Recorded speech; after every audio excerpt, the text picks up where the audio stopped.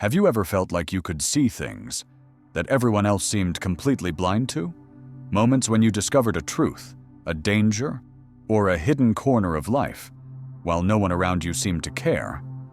That's not imagination. It could be a rare gift, but also a heavy burden. Carl Jung, the great psychologist, once warned, "To see what others do not see means you will pay a price." Since ancient times, those who dared to speak the truth were often branded as mad, shunned, or even eliminated. And in the modern world, it still happens, just in a more subtle way. If you are too sensitive, too deep, or bold enough to question the common beliefs, you easily become a thorn in someone's eye. Instead of listening, they attack or turn their backs on you.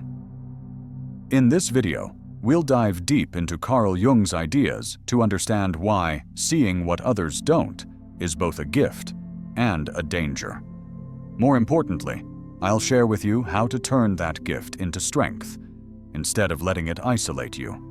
Because if you don't know how to handle it, you'll live in loneliness, confusion, and even doubt yourself. But if you master it, you'll find a way to protect yourself, use your sensitivity to grow, to be free, and to lead your own life. Carl Jung was not just a psychologist. He was a man who dared to go against the norms of his time. His greatest discovery began with a question. Humans are not driven only by logic and consciousness, as many scientists believed.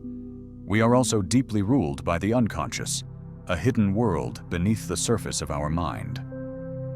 In the early years of his career, Jung observed his patients. He noticed something strange. They often expressed the same images, the same symbols, the same stories, even though they came from completely different cultures. And Jung asked himself, how could such strange similarities exist? Why would people who never met dream of the same ancient symbols? From there, Jung revealed a revolutionary concept, the collective unconscious. Unlike Freud, who focused mostly on sexual drives, Jung believed that within every human mind lie archetypes, primordial patterns, ancient symbols, shaped by thousands of years of evolution. They sleep in the depths of the unconscious, but they can awaken at any moment, in dreams, in art, or when life pushes us into crisis. What made this discovery dangerous, Jung said, was the simple fact: to see what the crowd cannot see. When Jung published his theory, he faced harsh criticism. He was even isolated from the psychoanalytic community, a circle dominated by Freud. Jung knew one truth very well. Anyone who dares to reveal what lies beyond the common view becomes a stranger in their own world. You can see this in everyday life.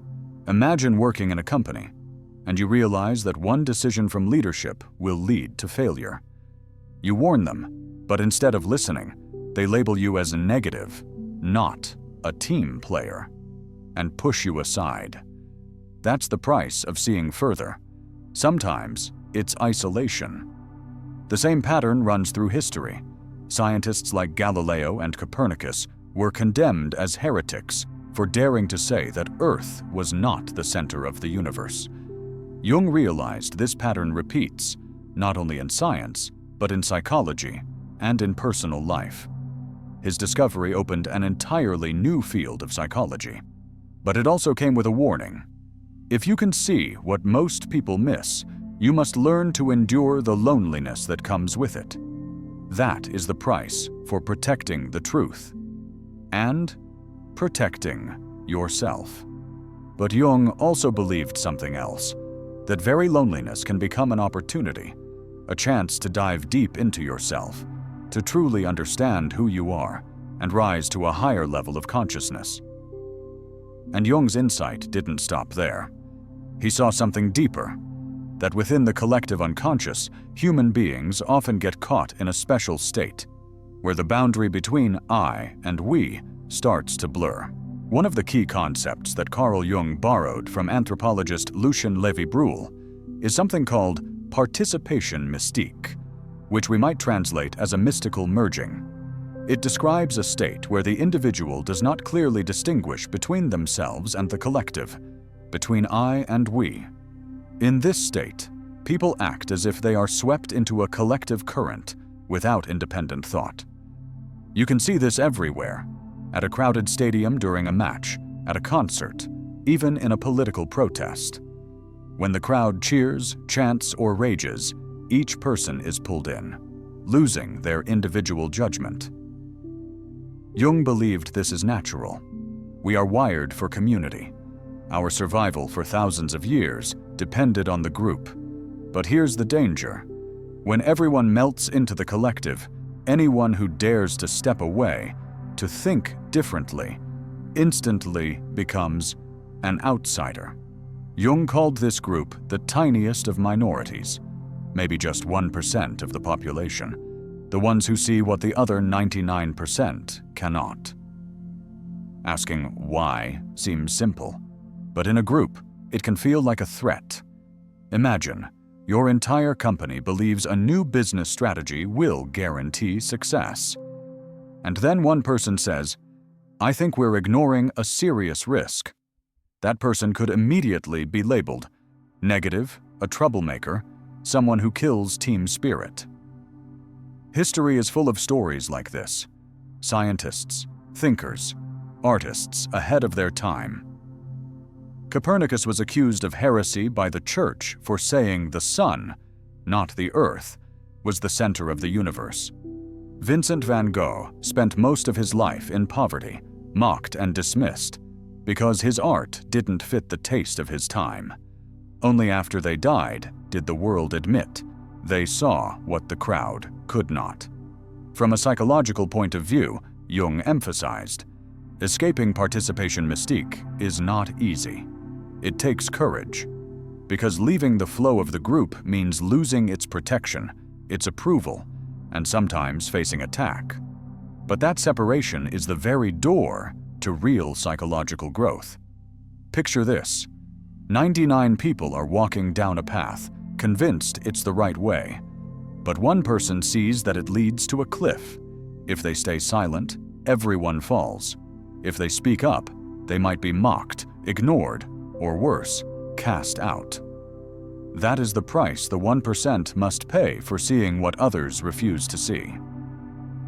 Jung never said everyone should become an outcast. Instead, he stressed balance.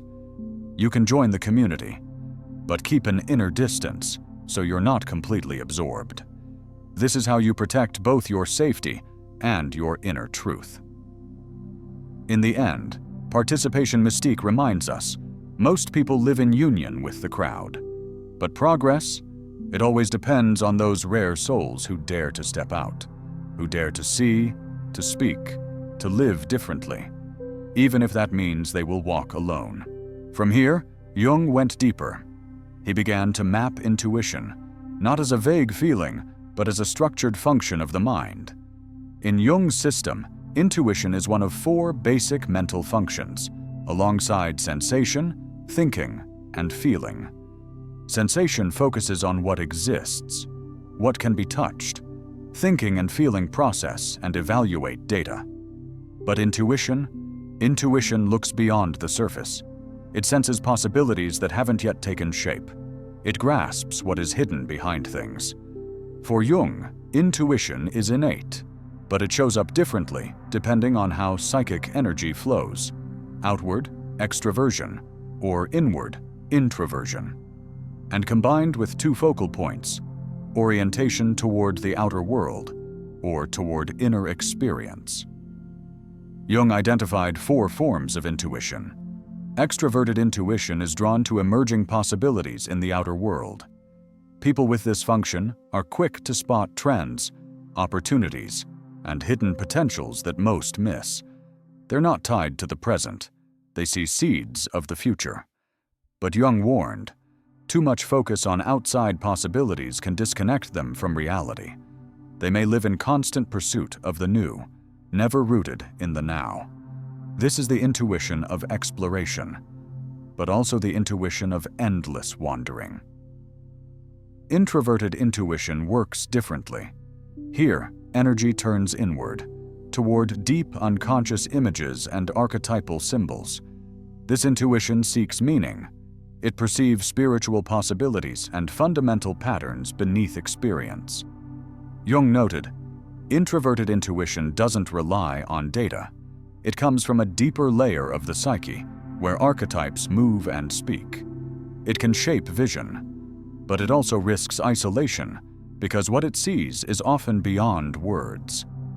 When combined with the poles of psychic orientation, Jung distinguished further: object-linked intuition in the extroverted form, subject-linked intuition in the introverted form. These aren't fixed personality types, but ways intuition can manifest in different situations.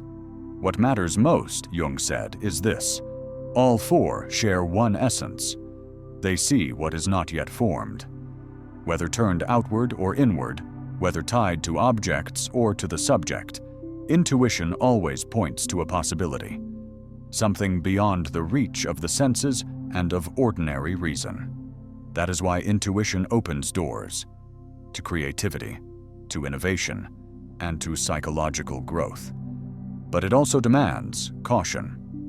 Without balance, with sensation, thinking, and feeling, intuition can drift far from reality. From this view, we see Jung's deeper message. No form of intuition is purely superior or purely dangerous. It all depends on consciousness and balance.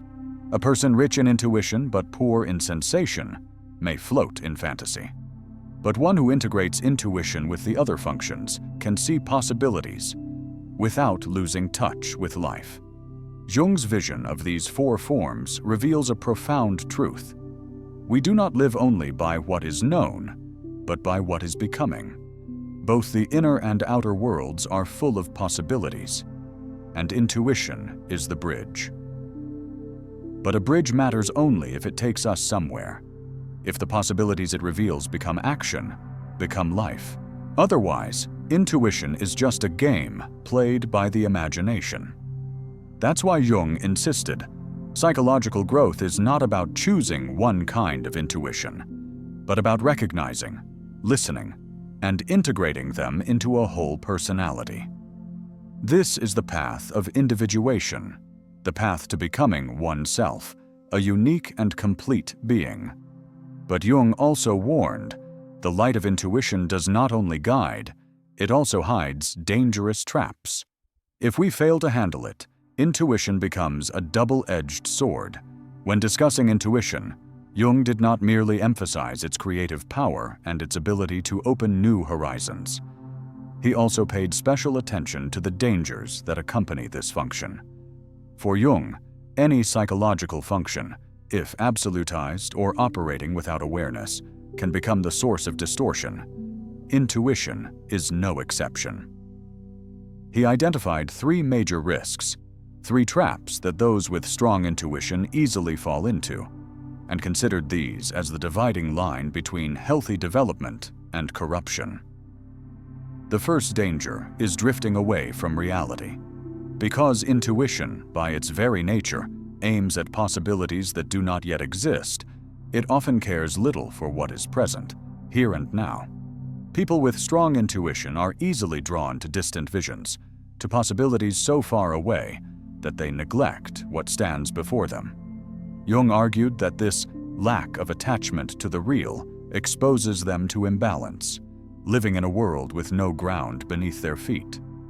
A far-reaching vision can indeed open unique perspectives, but if it is not corrected by sensation, the function that anchors us to the concrete and verifiable, intuition turns into illusion. In other words, the first danger is being swept into a land of fantasy, where possibility is mistaken for reality. The second danger is being absorbed into the unconscious. This is especially true for those with inward-focused intuition. Their minds often plunge deep into archetypal images, into symbolic currents within the collective unconscious. Jung warned that without the ability for self-observation, a person can lose their conscious identity and be pulled along by invisible forces within the soul. At that point, intuition is no longer a tool of discovery. it becomes a gateway to chaos, where the ego is swallowed by darkness. This identification with the unconscious can lead to states of obsession, extreme spiritual experiences, or even mental disorders. This is why Jung insisted that intuition must always be balanced with thinking and conscious awareness, or else it becomes a double-edged sword. The third danger, according to Jung, is separation from the community and from the shared flow of life. Intuitive people, absorbed by what is yet to be, often struggle to maintain connection with others who mostly live in the tangible present. This distance can lead to isolation, even to a sense of alienation from the very society they inhabit. For Jung, this is not merely a social issue, it is a spiritual one. If a person lives only in the world of possibilities without ever bringing them into reality, they become a solitary wanderer with no place to rest. A wide vision becomes a burden when it cannot be shared or find its place in common life. These three dangers, Jung explained, do not deny the value of intuition. Rather, they point to its limits and to the conditions necessary for healthy growth. He stressed that intuition must always be held in balance with the other functions. Sensation provides the foundation of reality. Thinking brings analysis and structure. Feeling gives value and human direction. Only when intuition is integrated with these three does it become a creative force instead of a source of instability. The message Jung leaves us here is universal. Every gift, no matter how precious, carries its shadow. A far-reaching vision can light the way, but it can also make us stumble when we forget the ground beneath our feet. Access to the unconscious can bring spiritual awakening, but it can also dissolve the ego, and intuition can grant a unique perspective, but if never shared or realized, it becomes a lonely distance. Thus, Jung saw psychological growth as a delicate walk along the edge, between power and danger. Knowing that intuition carries three great traps does not mean rejecting it. It means learning to regulate it, to observe it, and to weave it into a balanced whole. So, what path can free us from the grip of these dangers? Jung called it the process of individuation, a long journey where the human being learns to become truly themselves. Within Jung's entire system of thought, the concept of individuation holds a central place, a roadmap guiding us from fragmentation toward wholeness. Jung saw this not only as a psychological process, but as a spiritual journey, a journey where the ego learns to connect with the deeper totality within, the self. In the context of intuition, individuation is the path that rescues intuition from vague wandering and transforms it into a true force serving human growth. According to Jung, we usually begin life in a state of unconscious identity. As we mature, we develop the ego, the center of consciousness, which helps us orient ourselves in the world, but also confines us within familiar patterns. The process of individuation begins when we recognize that the ego is only a small part of the psyche's totality. The task of individuation is to expand consciousness, to reconcile opposites, unconscious and conscious, masculine and feminine, reason and emotion, intuition and sensation, moving towards a higher unity. In this journey, intuition serves as a bridge. Because intuition can access what is not yet revealed, it allows us to sense the presence of what lies unconscious within us.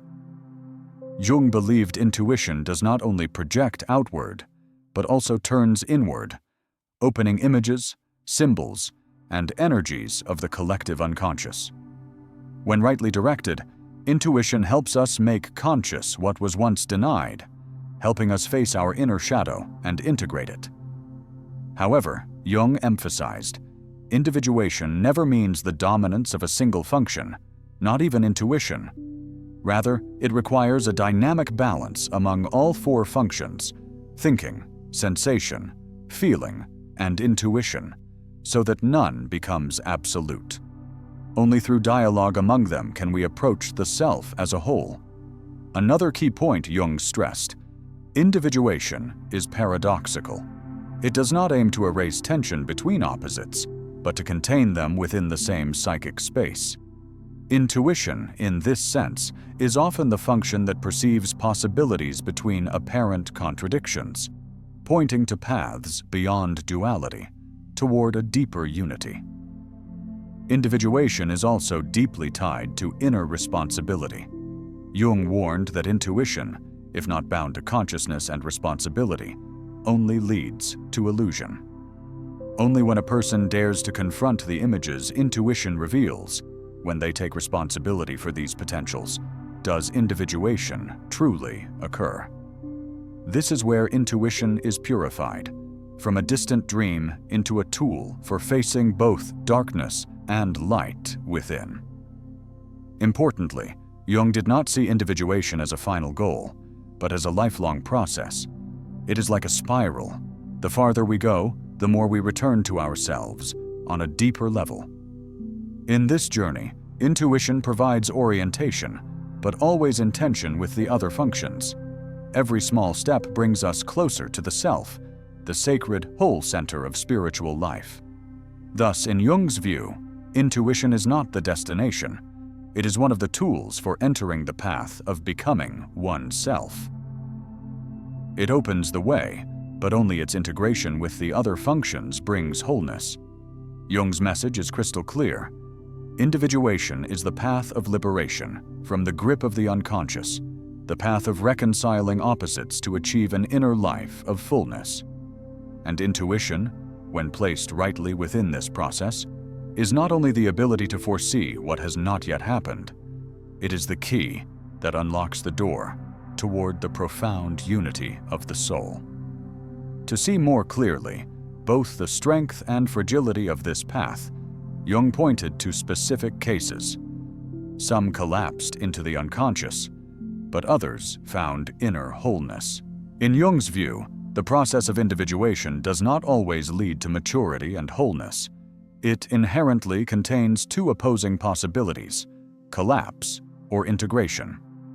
This is the crossroads where a person either reconciles with their inner world or is swallowed by the overwhelming force of the unconscious. Collapse occurs when an individual cannot withstand the tension between the opposing forces within the psyche. When intuition becomes dominant but is not balanced by reason, sensation, or feeling, it can lead to a detachment from reality. At this point, one easily falls into illusion, losing the ability to distinguish between inner imagery and objective reality. Jung observed that collapse often accompanies a state in which the unconscious overwhelms the ego, rendering it fragile and defenseless against the flood of symbols, images, and energies from within. This is a dangerous condition because rather than leading to illumination, the uncontrolled influx of the unconscious fragments and destabilizes the personality.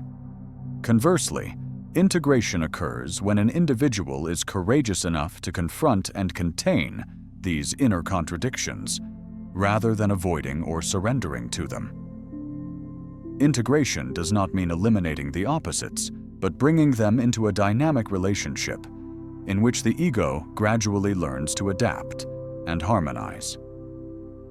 Intuition in this process becomes a guide, pointing toward possibilities that transcend the deadlock of duality. At the same time, it must remain balanced with the other functions to avoid falling into extremes. When integration takes place, the unconscious ceases to be a threat and becomes a source of energy and creativity, serving the purpose of growth. Jung emphasized that the line between collapse and integration is extremely thin. It depends on the ego's ability to maintain consciousness, the patience to endure the inner process, and the discipline to keep intuition from pulling too far away from reality. Success in integration brings a person closer to the self, while failure traps the individual in illusion or plunges them into psychological crisis. Thus, in Jung's perspective, every case is a severe test. One must choose: either be devoured by the unconscious or transform it into the raw material for the birth of a more mature personality. That difference marks the boundary between collapse and integration, two opposite outcomes emerging from the same process of individuation. Jung himself was not merely an observer. He too faced these crises. His personal journey is living proof of both the power and the peril of individuation. When speaking of intuition and individuation, Jung was not just an external theorist. He fully lived this experience. His life embodied what his theory sought to explain: the confrontation with the shadow, the encounter with the unconscious, and ultimately, the discovery of a path toward reconciliation and integration. After breaking with Freud and the classical psychoanalytic school, Jung fell into a profound inner crisis. This was not just an intellectual disagreement, but an existential upheaval in which he felt himself slipping into an abyss. In his journals and the Red Book, Jung describes those years as a descent into the hell of the unconscious, where he encountered fantastic images, symbolic figures, and dreams of a prophetic nature. What mattered was that Jung did not flee from this experience. On the contrary, he faced it head-on, recording it, illustrating it, and seeking to understand the meaning hidden in every symbol. For Jung, intuition was not merely a faculty for prediction or foresight, but a gateway into the inner world, a realm that held both destructive power and immense creative potential. Through his own journey, Jung realized that collapse and rebirth go hand in hand. Only by stepping into the darkness and confronting one's deepest fears can a person discover their inner light. This journey does not lead to a single final answer, but opens into an ongoing process. The process of individuation, in which the ego learns to dialogue with the unconscious and gradually becomes a more unified whole. What made Jung's path remarkable was not only its personal depth, but also his ability to transform it into a legacy for humanity.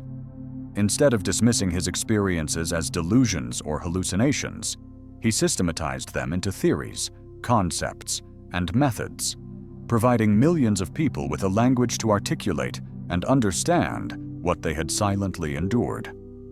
Thus, Jung's story is not merely a personal example. It serves as a mirror for us all. It demonstrates that the descent into one's own shadow can be perilous, yet with perseverance, it is also the path to true growth and the deepest meaning of life. And yet, Jung recognized a crucial truth: no one can make this journey entirely alone. To overcome the darkness within, we need supportive relationships and a safe ritual of disclosure. In exploring the deeper layers of intuition, Jung emphasized that no one can make the journey alone. What intuition reveals often transcends ordinary language, leaving those who experience it feeling isolated or misunderstood. For this reason, supportive relationships become essential. A trusted friend, a mentor, or even a small circle of companions. These are not merely spaces for sharing, but mirrors that help us see more clearly what we perceive and keep us grounded. However, Jung also warned, not everyone is ready to receive what your intuition reveals. Truth that feels too foreign may be dismissed as fantasy. Difference is easily judged as deviation. Therefore, he advised the need for a protocol, a principle of disclosure. This means discerning who can truly listen when the right moment to speak arises, and what should remain unspoken. Not out of secrecy, but out of respect for the psychological readiness of both ourselves and others. Wisdom here lies in balancing revelation and restraint. If we speak too soon, intuition may be rejected, or worse, damage the relationship. But when we wait and express it at the right time, in the right context, it can become a source of profound illumination for both parties. Thus, to protect intuition and transform it into a bridge rather than a barrier, we need clarity in choosing who to confide in and humility in how we share. This is the foundation that allows intuition not only to survive, but to nourish spiritual growth and forge deeper human connection. On that foundation, Jung mapped out the stages of transformation a person must pass through, each a rung on the ladder leading closer to the true self. According to Jung, the path from being dominated by intuition to becoming a psychologically autonomous and mature individual does not happen overnight. It is a multi-layered process in which intuition, at first a wild, untamed flame, is gradually refined, integrated, and turned into a guiding light.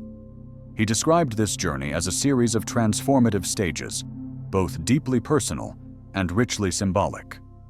The first stage often begins with awakening. Here, intuition erupts as an extraordinary experience, vivid dreams, sudden premonitions, or a profound sense that something lies beyond the reach of ordinary understanding. The experiencer is both fascinated and bewildered. Jung saw this as a sign that the unconscious has begun to open, forcing the individual to confront a greater reality. The second stage is crisis and tension. When intuition collides with the world of reason and social norms, conflict arises. The intuitive individual may be seen as strange, or begin to doubt themselves. This is the stage most prone to extremes, either fleeing from intuition or fully identifying with it. Jung stressed that overcoming this phase requires patience and inner discipline. The third stage is conscious integration. Here, the person learns to place intuition within a balanced system alongside other mental functions: reason, emotion, and sensation. Rather than letting intuition dominate, they learn to listen to it as a precious data source, then connect it with reality. This integration transforms intuition from a chaotic force into a guiding instrument. The final stage is transformation and autonomy. When intuition becomes fully woven into the fabric of the psyche, the individual enters a new level of freedom. Intuition ceases to be a burden or a threat and becomes a source of creativity, profound insight, and even a path to spiritual experience. Jung called this a vital step in individuation, where one discovers their authentic self, no longer bound by collective illusions. This process shows that intuition is not an easy gift, but a profound challenge. It demands courage, self-discipline, and radical honesty with oneself. Yet once these transformative stages are passed, the individual not only learns to live in harmony with intuition, but also discovers a new dimension of spiritual maturity, where knowledge, feeling, and intuition function as one unified whole. And still, even when one walks the path of transformation, countless pitfalls remain. Jung reminded us, sustaining awareness is the greatest challenge of all. On the journey of mastering intuition and moving toward individuation, Jung warned that danger lurks not only in the early steps, but also within the process of growth itself. Intuition, though a precious source of energy, can become a double-edged sword if vigilance is lost. For this reason, he underscored the importance of recognizing pitfalls and maintaining psychological hygiene practices to keep the psyche stable. The first pitfall is the illusion of superiority. When intuition allows one to perceive what others cannot, it easily breeds a sense of being special, exceptional, even chosen. Jung regarded this as a grave danger because it fuses the ego with a fantasy image, cutting it off from reality. The result, instead of expanding vision, one becomes trapped in the darkness of inflated selfhood. The second pitfall is dependence. Some, after witnessing the accuracy or depth of intuitive insights, begin to rely entirely on intuition as their sole guide. This neglects reason, emotion, and sensory perception, leading to imbalance. Jung believed intuition is truly valuable only when held in harmony with the other functions of the mind. The third pitfall is psychological exhaustion. Intuition has a tendency to draw us toward the collective unconscious, where powerful archetypal images reside. Prolonged exposure without adequate grounding can lead to disorientation, confusion, even collapse. Jung stressed that intuition requires a stable foundation to prevent being swept away. To face these risks, Jung proposed a set of maintenance practices. First, self-observation, staying aware of inner states, recognizing when intuition becomes overwhelming or idealized. Second, balancing the other functions, training reason for analysis, feeling for human connection, and sensation to anchor in reality. Third, mental discipline, through inner exercises that help sustain focus and guard against illusion. Jung saw these practices as a kind of regular maintenance for the soul. Like a finely tuned instrument, intuition must be cared for, adjusted, and held within the larger structure of personality. Otherwise, it will betray its owner, opening dangerous dead ends rather than pathways of illumination. In sum, psychological maturity does not end with awakening intuition. It lies in maintaining it within order. Recognizing pitfalls, harmonizing intuition with other faculties, and practicing inner discipline form the foundation for intuition to truly become a guiding light, rather than a consuming darkness. And if an individual can sustain that light, society itself will be illuminated. For every soul that advances in consciousness becomes a beacon for the entire culture. Throughout his entire intellectual legacy, Jung consistently emphasized that those with strong intuitive abilities carry not only a personal responsibility, but also a cultural role. They are the pioneers of consciousness, those who can glimpse what is coming, while the majority remain bound to what is familiar. According to Jung, they are the very force that propels civilization forward, opening new dimensions of understanding. He believed that human history is not shaped solely by political or economic events, but also by the rise of collective intuitions, channeled through individuals who are more sensitive to the unconscious. When such individuals courageously bring forth new insights, they are essentially translating archetypal images from the depths of the unconscious into a language the community can receive. In doing so, they become a bridge between the inner world and the outer process of culture. Yet Jung also warned, this role is fraught with danger. The pioneer of consciousness often faces skepticism, even rejection, from the very community they wish to serve. Why? Because the new always threatens the stability of the collective, forcing people to abandon familiar patterns. Thus, to bear the gift of groundbreaking intuition is not only a grace, it is also a burden. What matters, Jung insisted, is that these individuals learn to integrate their intuition into collective life without severing it from reality. If they fall into arrogance, seeing themselves as absolute prophets, intuition turns into a weapon of division rather than connection. But if they maintain humility, balancing intuition with reason, emotion, and the senses, their insights can plant the seeds of cultural renewal. In Jung's view, the pioneer of consciousness is not simply an exceptional individual, but a representative of an evolutionary stage in humanity's growth. Through them, the collective unconscious expresses new needs, new values, and new directions for society. Their role is not to dominate, but to open pathways, to inspire, to ignite profound transformation. Thus Jung saw intuition not merely as a personal asset, but as a key factor in cultural evolution. Those who possess strong intuition are called to become bridges, carrying light from the unconscious into life, helping humanity move toward a wider horizon of awareness. Ultimately, it all returns to the essential question: do we dare to see what others cannot? And do we dare to walk the full path to becoming who we truly are? Looking back over Jung's entire analytical journey, we find that the essence does not lie in developing an extraordinary intuition or in possessing the ability to see what others cannot. Rather, its true value lies in harmonizing what intuition reveals with the reality of life.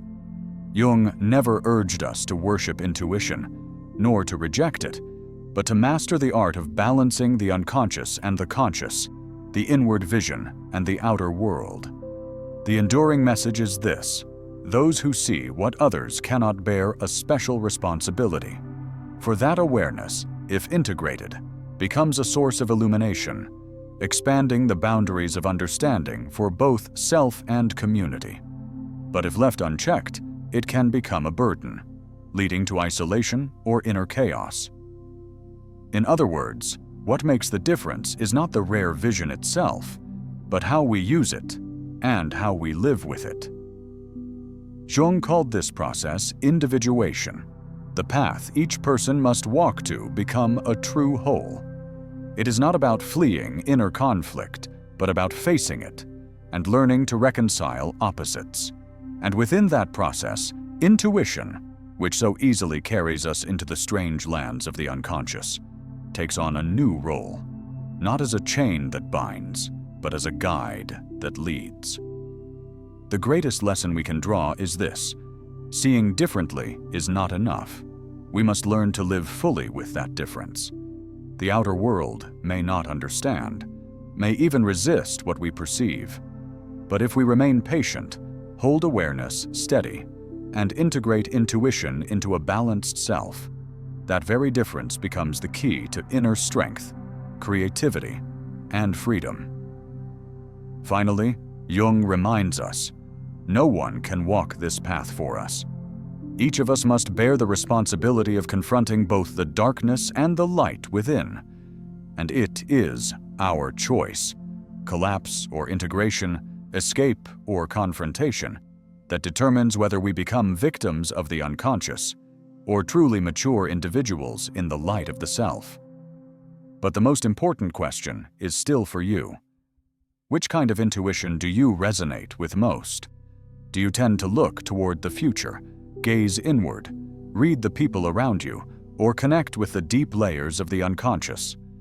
Pause for a moment, look within, and share your reflections in the comments below. I truly want to hear your perspective, because your experience might just be the missing piece someone else has been searching for. If this video has brought you fresh insights, don't forget to hit like and subscribe so you won't miss upcoming content on Jung, philosophy, and depth psychology. Each subscription isn't just a number, it's a spark of motivation that helps me keep creating meaningful content. As we dive deeper into the journey of self-discovery together, leave a comment and join the conversation. Who knows? Your intuition might be the missing key someone else is longing to find.